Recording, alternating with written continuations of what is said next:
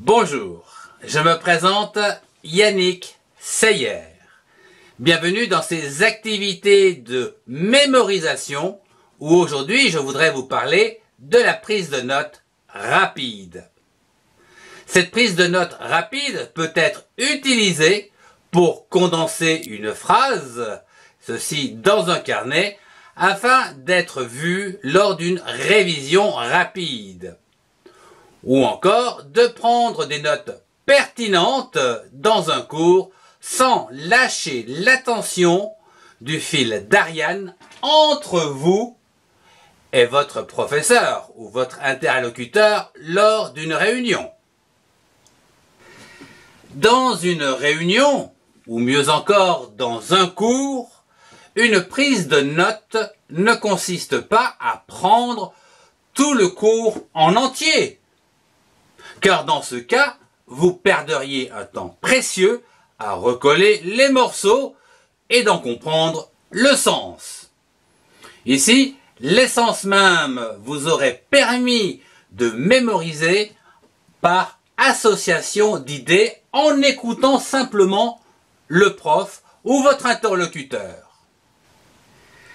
Chaque matière d'enseignement a son propre vocabulaire, d'où l'on peut extraire les mots les plus fréquents et les remplacer par des symboles rapides à écrire. Ces symboles seront d'autant plus efficaces que vous les créerez vous-même par association d'idées. Voyons un exemple simple d'un cours de chimie sur l'atome, où ici, votre professeur explique que cet atome est constitué d'un noyau comprenant un proton de charge positive, un neutron de charge nulle, et autour de ce noyau gravite un électron de charge négative, et que cet atome, du coup, a une charge nulle. Tout en restant bien concentré sur votre cours, vous pouvez bien sûr prendre une note rapide comme celle-ci, où ici X est le générique de l'atome en général, les parenthèses pour grouper des informations, ici c'est le noyau qui comprend un proton, donc un P positif, puisque c'est une charge positive, N comme neutron, plus, donc c'est le noyau, plus quelque chose, ici c'est l'électron qui a une électronégativité, donc une charge négative. L'ensemble des charges est égal à 0. Facile à écrire. Lorsque vous réviserez cette phrase, ça vous viendra naturel.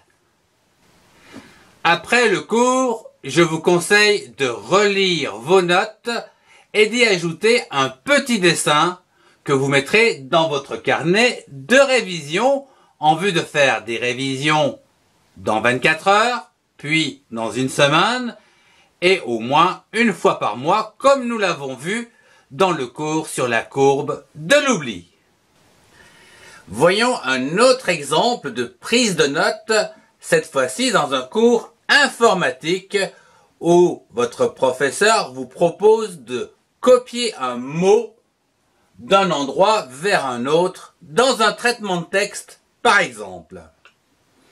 Ici, il faut positionner le curseur sur le mot, réaliser un clic gauche afin de sélectionner le mot, puis un clic droite afin de demander la copie, enfin se repositionner là où on veut copier le mot, faire un clic droit et demander à ce que ce mot soit recopié.